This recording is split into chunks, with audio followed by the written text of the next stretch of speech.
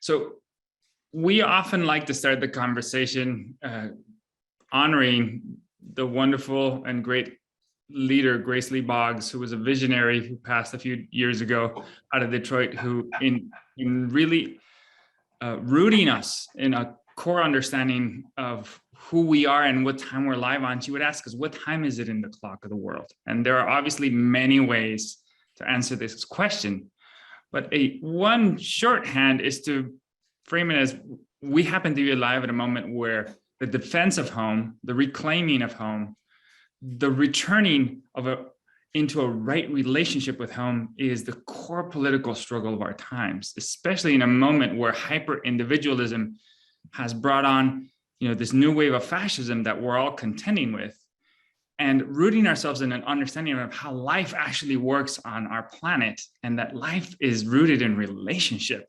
There's no individual that lives in a vacuum. And understanding that the web of relationships is, again, if we look at how life works, is so symbiotic, really informs how we proceed with our politic. And you'll see the prefix here, eco, which comes from the Greek oikos, which literally means home. So the etymology of a word like ecosystem is rooted in the word home. And then we find it so useful to appreciate, okay, if it's about reclaiming and defending and reconnecting with home, knowledge, proper knowledge of our home is central to the political equation. And my educated guess is that most of us at the summit who've been indoctrinated by the US conventional educational system, we were made functionally illiterate about home by design. Like, we actually don't know, what is our watershed? What is our food shed? What is our energy shed? Such crucial information. And as Zephyr was so correctly pointing out, like, this kind of information was central to how peoples on this land who are rooted in this land relate to home. But many of us have been disconnected from that. So that reclaiming of knowledge of home is central to our politics. And then it's just useful to realize, oh, okay, so if we're talking about economy literally means management of home. Economy does not mean GDP or financial markets or stocks. It's actually just about how we organize the relationships at home. It's ideally to take care of place and each other. Point being, the management of home can be good or bad. It can be about turning land, life, labor into property for few, or it can be about returning land, life, and labor into a balanced web of stable relationships. Said another way, all economic activity has ecological consequences. It can be good, it can be bad. And one way to think about the dominant economy is its globalized mismanagement of home. So our participation in the reclaiming of right relationship with home, of proper management of home across 1,000 localities, is the struggle of the day. And that's why, amongst other reasons, I'm so inspired and excited to be with you. Because, there are many ways to frame what our work is about. But Dr. Cornel West says, justice is what love looks like in public. So that's one way of thinking about why we're here together today. So with that said, I'm going to put up a visual. I'm not really going to spend a lot of time on it because I know you all are already rooted in this, but just to remind us that, so if we talk about managing home, if we talk about an economy, there are 5 pillars, we can call them, that are central to any economy. A functional one, a dysfunctional one. You need stuff to build human settlement. Then we as humans, our special gift is our work. It's our creativity, our labor, all towards a purpose. And it's kind of enforced by a worldview and by a governance structure, right? And in that spirit, again, I won't review this a bunch, but the extractive economy, its core purpose is about the enclosure of wealth and power. And here it's worth noting, an economy isn't about what the designers of that economy say it is about. It's about what it actually does. The designers of the extractive economy can weave all sorts of, a pseudoscience about what it's about, but what it does is where the rubber meets the road, right? So I'm not going to review, because I think this is the core of so much of our work as organizers, understanding the extractive economy.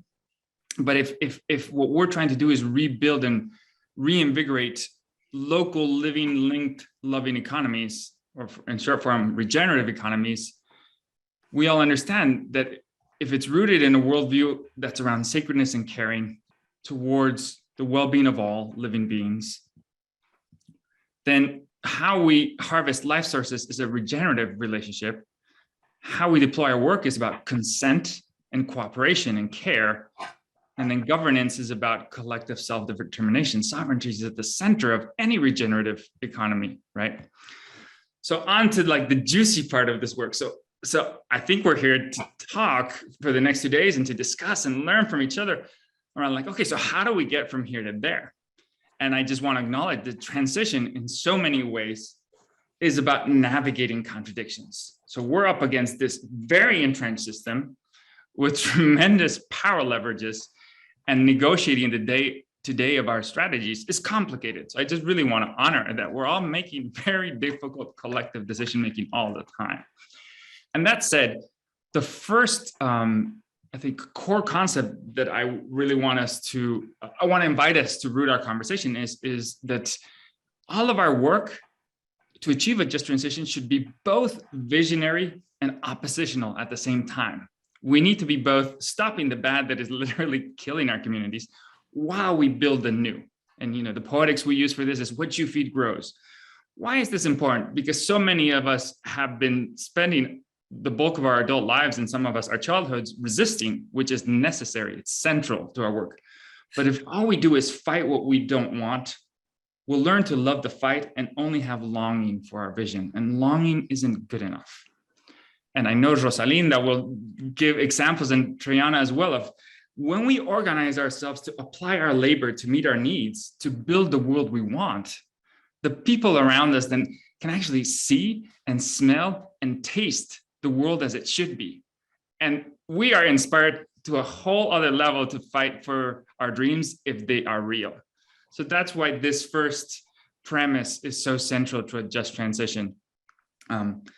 So then moving on, the second premise is built around the concept of it's the right thing to do. We have every right to do it.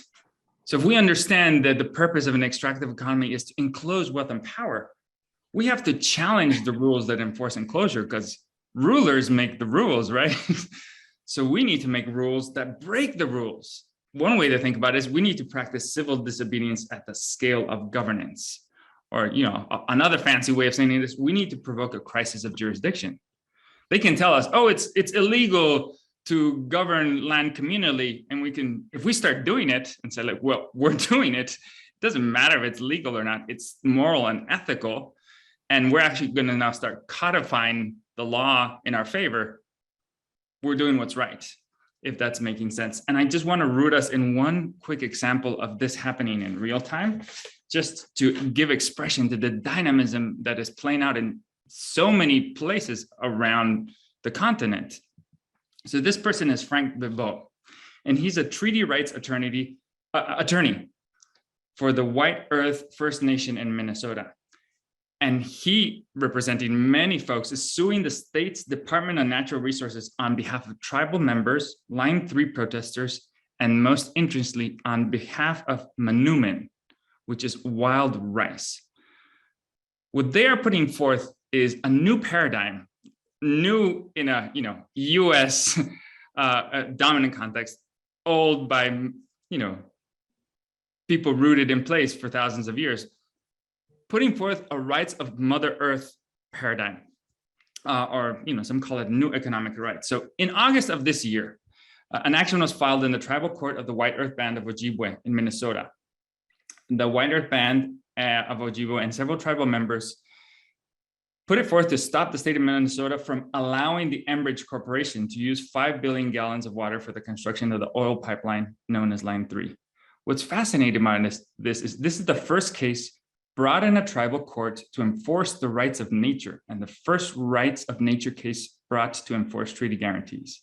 What preceded this is that the White Earth Band of Ojibwe in December 2018 adopted a rights of Manumin tribal law. What does that mean? They're basically saying wild rice is a living entity, and its rights in relationship to the peoples of this land and all the living beings supersedes any corporate rights. Its well-being matters first and foremost. And Frank and others have put forth a case saying, Line 3 Enbridge, their rights matter less than Manumin's rights.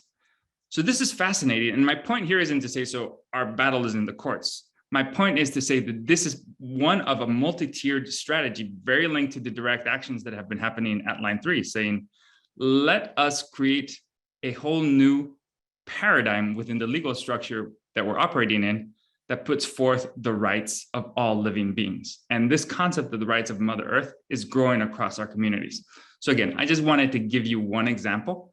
So, and happy to talk about it more.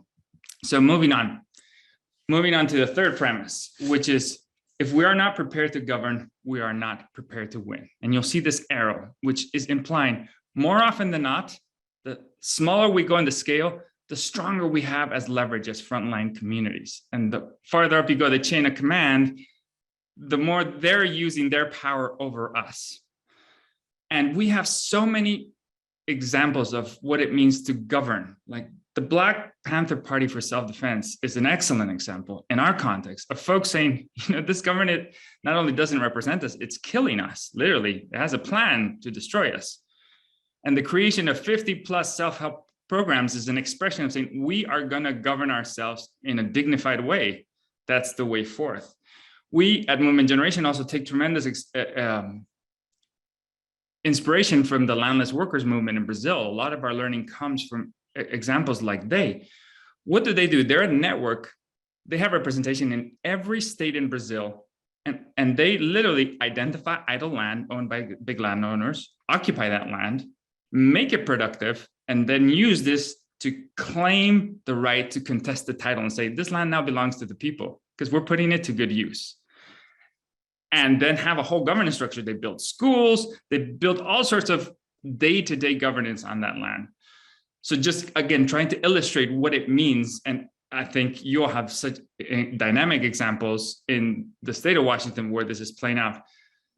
But I mentioned the MST, the Black Panthers, because it's that network capacity to attack this behemoth that's trying to rule us over us while having a decentralized capacity to do it our way in each place, which is truly exciting to our just transition framework. I'm gonna just gloss over this slide because it's basically saying like land is at the center of our struggles. And I think many of us know that, and I believe Triana and Rosalinda will speak to this.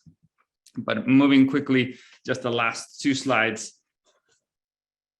We need to not only control the story, we are the creators. We shouldn't just be the consumers. And the point around if it's not soulful, it's not strategic, is simply, if it doesn't speak to our ancestry, if it's not based on our culture of sacredness and caring, if folks don't see themselves in it and uplifted by it, our organizing strategy will not win.